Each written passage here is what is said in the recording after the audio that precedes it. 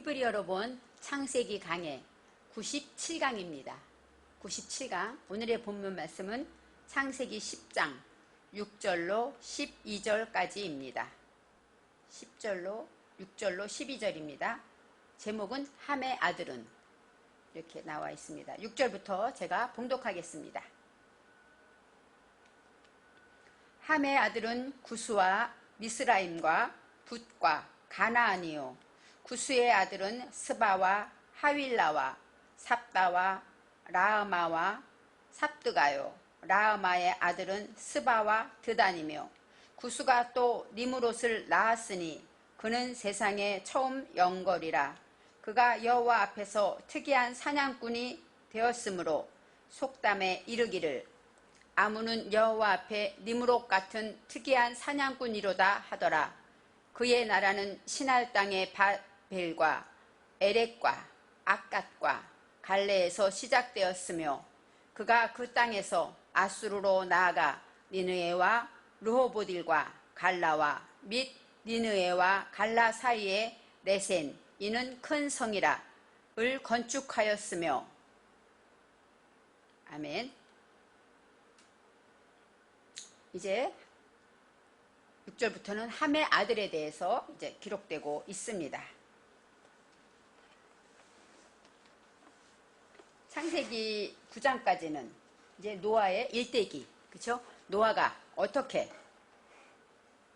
하나님 말씀을 듣고 방주를 짓고 하나님께 순종하여서 구원의 역사를 이루고, 그 식구들이 이제 노아의 방주에 나와서 어떻게 살았는가, 제단을 쌓으면서 이제 두렵고 떨림으로 그 구원을 이루어 나갔다는 말씀을 통하여 마지막 절에 950세까지 살고 죽었더라, 이렇게 9장에 기록되어 있습니다.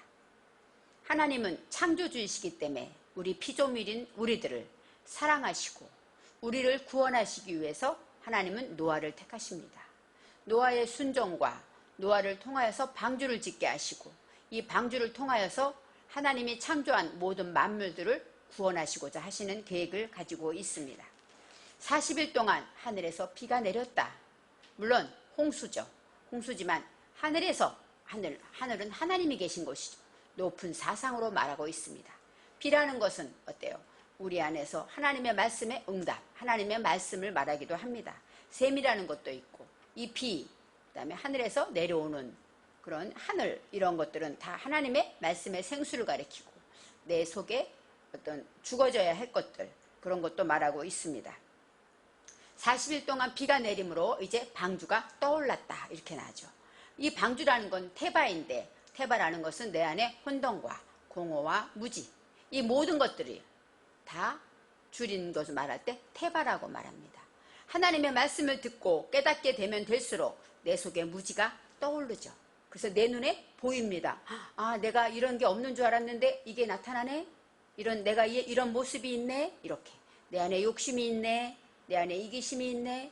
내 속에 혼돈과 공허와 무지를 발견하게 되는 것이죠. 그래서 이제 진정한 내 안에 죄를 발견하고 그것을 위하여 기도하고 하나님 앞에 용서받고, 그래서 구원의 역사를 이루어 간다고 하고 있습니다.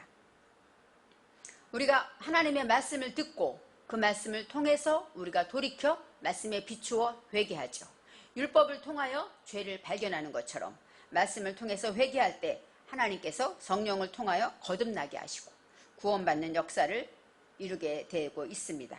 창세기 1장에 하나님께서는 태초에 말씀으로 창조하셨다 그러죠. 태초에부터, 천지 창조부터 하나님의 말씀은 끝까지, 계시록까지 하나님의 말씀은 있습니다. 그래서 말씀을 통하여 역사하시고 말씀을 통하여 응답하시는데, 이제 우리가 이 말씀이 하나님의 언어인 히브리어로 되어 있다는 것이죠. 히브리어는 누구의 언어입니까? 이스라엘 언어이지만 하나님의 언어입니다. 그래서 히브리어라는 것은 특별히 이 단어, 자음 하나마다, 이 단어마다 의미가 있고 뜻이 있어서 하나님은 히브리어를 통하여, 원어 성경을 통하여 우리에게 말씀을 주셨다는 것입니다. 그래서 이 말씀을 통하여 하나님의 그 단어나 그 내용을 통하여 하나님의 글에 담겨있는 뜻과 의미를 연구하면서 우리가 성경을 강의하고 있는 것입니다. 10장에서 노아는 이제 아들을 낳았는데 셈과 함과 야벳이었다, 이렇게 나오죠. 아들을 낳았다. 물론 우리 집에도 자녀가 있죠. 아들이라는 것은 내 안에 내 말씀을, 하나님의 말씀을 내 정신에 세운 것이다. 이렇게 말해요. 즉 노아는 안위자예요. 안위자고 이제 쉼을 얻은 하나님의 말씀의 가치를 이제 정말 정착해서 야, 이것이 하나님의 뜻이구나 하고 안정되고 쉼을 얻은 자인데, 그런 자가 무슨 말씀을 내 안에 새기게 됩니까? 셈과 함과 야벳이라는 말씀을 노아의 정신에 세웠다는 것입니다. 셈과 함과 야벳했기 때문에 이 셈이 장자가 아닌가 이렇게 생각하고 있는데, 이제는 첫 번째로 야벳의 아들에 대해서 나오죠. 셈과 함과 야벳, 고유명사지만 하나님의 글은 고유명사마다 뜻이 있습니다. 이 셈은 첫째, 올바른 일을 하는 것입니다. 하나님의 이름값을 하고, 그 다음에 어떤 일이든지 어때요? 하나님의 구원받은 자로서 명분 가지고 살아가는 것, 그 일이 바로 셈입니다. 그래서 안위자가 되고 하나님의 말씀을 이제 정한 자는 명분 있는 일을 한다는 것이죠. 내가 하는 모든 일이 하나님이 함께한다고 보여줄 수 있는 일을 한다는 것입니다. 두 번째, 함은 뜨거운 열정을 가진 자를 말합니다. 오후의 따뜻한 정오의 햇볕처럼 뜨거운 열정을 가졌기 때문에 하나님의 사명을 가지고 보내심을 받은 자들은 어때요? 마음에 뜨거운 불이 있어야 하는 것이죠. 뜨거운 열정, 올바른 일을 하다 보니까 내 안에 하나님이 주신 뜨거운 열정이 생기게 됩니다. 그럴 때 마지막으로 야벳을 정신에 새기는데, 이 야벳이라는 것, 야페트는 번영하고 번성하다, 확장하다, 모든 것이 열리다, 이런 뜻이 있습니다. 올바른 일을 해서 뜨거운 열정을 가지게 될 때 모든 것이 풀리죠. 반대로 내가 올바른 길이 아니라 하나님이 원하지 않는 곳에 내가 그것을 생각하고 그것 때문에 고민하고 있다면 어떻게 될까요? 그때는 마음이 뜨겁지가 못합니다. 그리고 하는 일마다 풀리지가 않죠. 내 일이 왜 안 될까 할 때 하나님 앞에 돌이켜야 돼요. 내가 무슨 자리를 잘못 쓰고 있는가, 내가 무슨 생각을 잘못하고 있는가 알아야 된다는 것이죠. 그래서 셈과 함과 야벳, 이 순서대로 볼 때 이렇게 이제는 노아가 정신에 세운 것들은 셈과 함과 야벳이었다, 이렇게 생각할 수 있습니다. 아까 말했듯이 10장 1절 지난 강의에서는 먼저 야벳의 자녀들에 대해서 나와요. 순서로 셈이 먼저 나와야 되는데 왜 야벳이 나올까요? 이것은 하나님의 구원의 역사이기 때문에 그렇습니다. 이 야벳은 지난 강의에서 야벳의 아들들, 야벳은 아까 뭐라 그랬어요? 확장되고 넓어지고 번영하고 번성하는데, 그렇게 되기 위해서 어떤 것을 세워야 되는가? 7 아들들이 있습니다. 지난번에 말했듯이 고멜, 이 고멜이라는 것은 완성되고 숙련된 것을 말하고, 이제 마곡은 보답하는 일, 바로 내가 확장해야 될 것은 못돼요. 내가 모든 것을 완성되고 완전히 이제 무엇을 하든지 무슨 말씀이든지 내가 지키는 힘이 생기고 능력이 생길 때 숙련되죠. 어떤 어려운 문제가 와도 걱정되지 않죠. 그것처럼 숙련된 자가 되었을 때 이제는 보답하는 일을 정신에 세워야 되고, 또 그 다음에 이 마대 확장하고 넓혀야 되고, 그 다음에 야완 포도주로서 말씀을 지키고 인내하면서 어떤 어려움이 와도 참고 견뎌야 되고, 그 다음에 하나님께로 내 마음과 뜻이 다 하나님께로 흘러야 되는 것이며, 하나님의 말씀을 상속받아야 된다. 이렇게 마지막에는 상속 재산까지 가지면서 번영하고 번성하게 되었다, 이렇게 설명합니다. 이제는 7 아들 중에서 고멜의 아들에 대해서 설명합니다. 많은 아들이 있지만 고멜은 아까 완성하고 숙련된 것, 완전한 것들을 말하고 있어요. 끝내야 될 것, 내가 완전히 끝내버려야 할 것은 무엇이냐? 고멜이 세운 것은 이스그나스와 리밧과 도갈마라고 나와요. 이스그나스는 샤칸, 휴식하고 거주하다, 정착하다. 내가 완전히 끝내게 될 때 나는 이제 멈출 수가 있고 정착하게 되는 것이고, 리밧은 치료하게 되다. 내 영혼을 치료하고 치료의 목표를 가지게 되는 것입니다. 도갈마는 힘, 뼈 있는 이런 뜻이에요. 그러니까 힘있게 무엇을 하든지 간에 이제는 고멜, 하나님의 말씀으로 숙련되고 끝내고 완성된 자는 힘이 있고, 그 다음에 또 항상 어디에 있든지 간에 하나님의 말씀 안에 정착하면서 내가 치료받고 남도 치료할 수 있는 목표를 가진 자가 된다는 것입니다. 두 번째로 야완의 아들에 대해서 나옵니다. 야벳의 아들은 7이었지만 여기서 고멜과 야완의 아들에 대해서만 나오죠. 여기 나오는 이런 자손들, 다시스, 기띔, 도다님 이런 것들은 자손들의 이름이기도 하지만 나중에 성경에 가면 지역의 이름으로도 나오죠. 그것처럼 어떤 구원의 역사에 필요한 사람들이기 때문에 성경에 기록되어 있습니다. 야완의 아들이라는 것, 야완은 뭐죠? 술 취하다. 또 지키고, 말씀을 지키고 인내하는 것. 어떤 거품이 부글부글 끓고 속에 힘들고 속상한 것이 있어도 지키어 인내하고, 그렇게 하나님의 말씀에 흠뻑 취할 때 어떤 것을 세워야 합니까? 엘리사, 하나님은 구원이시다. 항상 어디에 있든지 간에 내 문제의 답은 예수 그리스도고 답을 주시는 분은 하나님이시다. 이것을 내 정신에 세워야 되고, 그 다음에 내 안에 헛된 것들을 산탄이 깨트려야 되면서, 그 다음에 도다님은 하나님의 사랑하는 자 다비드처럼 하나님의 말씀에 그 사랑, 하나님의 사랑을 항상 기억하고 정신에 세워야 한다는 것입니다. 그래야만 참고 인내할 수가 있겠죠. 참고 인내하기 위해서는 내 속에 깨트려야 될 것은 깨트리고 고통스럽지만 견뎌야 한다는 것입니다. 이제 오늘의 말씀 6절에 함의 아들에 대해서 나옵니다. 함의 아들은 구스와 미스라임과 북과 가나안이에요. 가나안의 아비 함, 그래서 이 함에는 가나안이라는 아들만 생각했는데 성경에 네 아들이 나옵니다. 첫째 아들이 구스입니다. 구스는 쿠스, 공포를 말해요. 이 함은 뜨거운 열정을 가진 것이죠. 하나님의 말씀을 뜨거운 열정을 가지고 무엇이든지 해냅니다. 근데 그럴 때 무엇을 내 정신에 세워야 합니까? 공포를 세워야 된대요. 이 공포는 무엇일까요?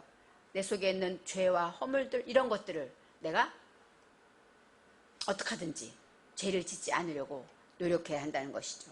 함부로 하지 않고 내 속에 실수하지 않아야지, 교만하지 말아야지, 겸손해야지, 또 이렇게 욕심 부리지 말아야지. 항상 두려움과 공포 안에서 행여나 하나님께 내가 죄를 범할까, 이런 마음을 가지고 두렵고 떨림으로 구원의 역사를 이루는 것처럼 이런 공포가 바로 구스입니다.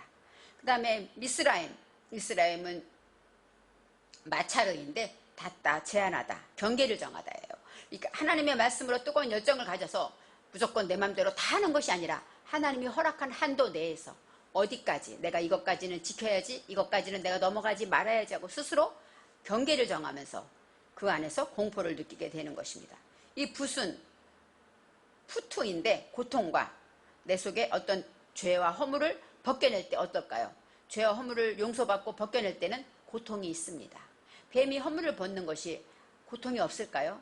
고통이 있겠죠. 바로 이렇게 허물을 벗는 것, 그것이 바로 우리 안에 고통으로 찾아오는 것입니다. 그리고 가나안, 나를 스스로 낮추고 굴복시켜서 겸손하게 하는 것이죠.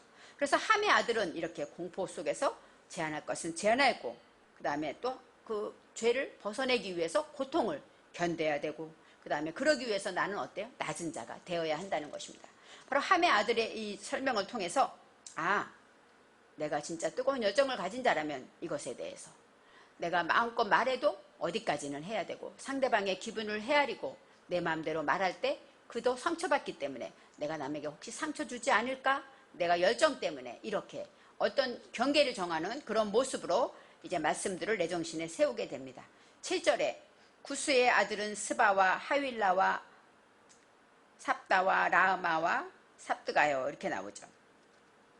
여기서 구스의 아들, 이 구스는 뭐라 그랬죠? 아까 공포, 죄를 지을까봐 두렵고 떨림으로 내 속에 모든 죄악과 허무와 이런 것들 때문에 항상 두려움으로 조심스럽게 바늘방석에 앉은 것처럼 조심조심 한다는 것입니다. 그런 사람이 무엇을 세워야 한다는 것일까요? 하윌라, 금이 나오는 곳으로 알려져 있는데 남아라비아 쪽에 그 지역을 말한다고 합니다. 이 하윌라라는 것은 소용돌이 치는 거예요. 바로 내 안에 이 두려움과 떨리고 더 조심해야 되는 것은 내 안에 소용돌이 치는 것, 흔들리는 것들을 말하죠. 의심하는 자는 바람에 밀려 요동하는 바닷물결 같다, 이런 것처럼 내 안에 흔들리는 마음이 있는가 항상 살펴야 되고, 그 다음에 이 삽다라는 것은 사바브인데 변하다, 또 목적하고 그 다음에 돌아가다, 이런 뜻이에요. 무엇을 넘어가고 그것을 통해서 변화될 때까지 내 정신에 세워야 될 것이고, 이 라마라는 것은 약오르게 하고 화나게 한대요. 우리가 정말로 화나는 일이 많죠. 어떤 말을 들으면 화가 나고 속상하죠. 그럴 때 두렵고 떨림으로 그것을 견뎌야 한다는 것이죠. 그래서 화가 나게 하고 약오르게 하는 것들, 격노하게 하는 것들을 우리가 공포 안에서 잘 다스려야 하는 것입니다. 삽드가는 희망과 목적, 목표를 말하고, 그다음에 마지막에 라마의 아들. 이 라마가 아까 뭐였어요? 격노하게 하는 거. 나를 화나게 하고 나를 정말 내가 이것도 못 지켰어? 이것도 내가 또 실수했네? 하고 내 안에 격노가 일어날 수도 있어요. 남 때문에도 격노가 일어나지만 내 자신의 믿음 없음에 격노하죠. 그런 격노하게 될 때 스바와 드단이라는 것은 바로 두 아들인데, 바로 내가 격노하게 되고 어떻게든지 간에 내가 이 말씀을 지키기 위해서 두렵고 떨림으로 정말로 공포 가운데서 이렇게 해야 할 것은 스바, 바로 포로된 것, 내 안에 묶여진 것, 포로로 잡혀진 것이 무엇인가. 그 다음에 드단이라는 것은 사랑하다, 다윗을 말하죠. 그래서 사랑하는 자, 하나님의 말씀을 담은 그릇, 이런 뜻이 있어요. 그래서 내 안에서 격노하고 어떻게든지 간에 이것을 두렵고 떨림으로 이루어 나갈 때 우리는 내 안에 포로로 삼고 하나님의 사랑을 항상 사랑하는 자가 되어야 한다고 합니다. 8절에 구스가 니므롯을 낳았으니 그는 세상의 첫 영걸이라 나오죠. 처음 영걸이라고 나와요. 구스, 아까 말했죠. 구스가 나중에 니므롯을 낳았다는 거예요. 아까의 구스의 아들은 니므롯이 나오지 않았어요. 근데 특별히 니므롯을 말하는 이유는 특별하기 때문이죠. 이 니므롯이라는 것은 이 마라입니다. 이 마라의 쓴물 달게 하신 목자 나오죠. 마라는 스디스다. 고통을 말하고 마리아 할 때 이 마라가 나오고, 그 다음에 모세의 누이 미리암, 여기서도 마라가 나옵니다. 그래서 스디스는 고통을 말해요. 그래서 반역하고 내 안에 반역하는 것들, 스디스는 고통을 말하는데, 이 니므롯이 내 안에서 이제 공포 있었죠. 죄를 반역하지 않기 위해서, 또 그러기 위해서 어때요? 항상 스디스는 고통을 가지고 그렇게 나갈 때 이제는 니므롯을 낳게 됩니다. 이 니므롯이라는 것은 아까 말했죠. 고통을 갖게 되는데, 내가 공포 속에서 말씀을 지키려고 애를 쓰다 보면 수없이 많은 고통을 받게 되는데, 이것이 바로 세상에서 첫 용사가 된다는 것이죠. 이 낳았다. 하나님의 말씀을 이게 낳았다. 이렇게 되는데, 하나님의 말씀으로 이제 니므롯을 낳았다고 내 속에 고통을, 진짜 하나님의 말씀을 지키기 위해서, 또 아니면 내가 이렇게 죄를 지었어 애통하는 그 많은 고통을 가지고 있을 때, 그 고통을 가질 때 그는 세상에서 첫 용사다. 이 처음이다. 처음은 할랄입니다. 할랄이라는 얘기는 루시가 아니라 시작하다, 꿰찌르다. 고통이라는 건 뭐예요? 찌르는 고통을 말하죠. 이 찌르는 고통을 받게 되는데 첫 용사다. 이렇게 고통으로 찔림을 받을 때 무엇이 됩니까? 용사가 되고 영걸이라 이렇게 나오죠. 바로 이 까바르는 강하다, 승해지다, 또 용사, 전사. 어떤 싸움을 나가면 이기는, 승리하는 그런 용사를 말하고 있습니다. 내게 힘을 주고 그것으로 인해서 찔림을 당하고, 나는 정말 공포 가운데서, 구스가 나왔기 때문에 공포 가운데서 하나님의 말씀을 지키면서 죄를 짓지 않으려고 애쓰고 나갈 때 내 안에 찔림이 있고 고통이 있고, 그것 때문에 힘들긴 하지만 그것이 바로 우리 안에서 어떤 전쟁에도 승리하는 용사가 된다는 것입니다. 누가복음 2장 35절에 예수 만난 시므온이 마리아에게 하는 말입니다. 또 칼이 내 마음을 찌르듯 하리라. 이는 여러 사람의 마음의 생각을 드러내려 함이니라 하니라. 이렇게 나오죠. 칼이 내 마음을 찌르다. 마리아에게 하는 거예요. 마리아는 고통이죠. 반역하는 것이죠. 그런데 칼이 내 마음을 찌르는 것처럼 많은 고통을, 찔림을 당한다고 하는 것처럼 여기서 니므롯도 고통을 당하죠. 찔림을 당하고 고통을 당하게 됩니다. 그렇지만 그것이 바로 무엇입니까? 능력의 용사가 되는 것이죠. 속담에도 있듯이 누구는 뭐 이렇게 용사다 이런 말이 있다 할 정도로 알려진 이야기지만, 저와 여러분도 니므롯 같은 용사가 되어야 한다는 것이죠. 고통이 올 때마다 그것을 잘 참고 견디고 공포 속에서 그 말씀을 잘 지켜서 이제는 그것이 나의 능력이 되어서 어떤 그런 문제가 왔을 때 이기는 힘이 될 수가 있는 것입니다. 그래서 저와 여러분도 니므롯 같은 용사가 되어야 하고, 이제 9절에 그가 여호와 앞에서 용감한 사냥꾼이 되었더라. 니므롯에 대해서 두 번 나옵니다. 첫째는 니므롯을 낳았는데, 니므롯은 스디슨 고통, 그 다음에 반역하는 것을 말하는데, 그가 여호와 앞에서 이 앞은 레페네이입니다. 페네이는 얼굴이기 때문에 여호와 하나님의 지금 하게 하시고 되게 하시는 그 하나님의 어때요? 이목구비를 말하죠.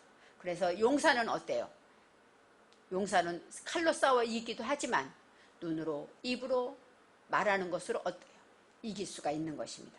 바로 여호와 앞에서는 하나님이 주신 이목구비를 말하고, 하나님처럼 보고 하나님처럼 말하고 하나님처럼 듣는 그런 용사가 되는 것인데, 용감한, 여기서 용감한이 까바르, 아까 말한 용사를 말하고, 사냥꾼이 차이드입니다. 차이드. 차이드라는 건, 사냥꾼은 뭐예요? 사냥하다, 덫을 놓다, 추적하다. 용사가 사냥꾼이라는 얘기는 누구를 잡을까요? 짐승을 잡죠. 짐승을 잡기 위해서 덫을 놓는 자를 말해요. 바로 내 안에 있는 짐승, 내 속에 있는 죄, 이런 것들을 잡는 사냥꾼이 되었다는 것이죠. 이 용사가 사냥을 잘해서 그런 뜻도 있겠지만, 하나님 앞에서 용감한 사냥꾼이다. 그것은 뭐예요? 내가 정말 위풍당당하고 힘이 있고 능력이 있어서 내 속에 모든 죄악과 그런 것들을 잡아내는 그런 능력 있는 용사가 되었다는 것입니다. 이제는 10절 말씀에 그의 나라는 신할 땅의 바벨과 예렉과 악각과 갈레에서 시작돼요. 이제는 바벨이 나옵니다. 11장에 바벨탑의 사건이 나오고, 이제는 그의 나라는, 여기에서 그의 나라는 누굴 말할까요? 함, 구스, 니므롯, 그 자손들을 말하겠죠. 그들이 통치하게 됐는데, 신할 땅의 바벨과 메렉과 이렇게 있는 곳마다 다 이제 의미를 가지고 뜻을 가지고 말합니다. 신할 땅이라는 것은 바로 날카롭다, 이런 뜻이 있어요.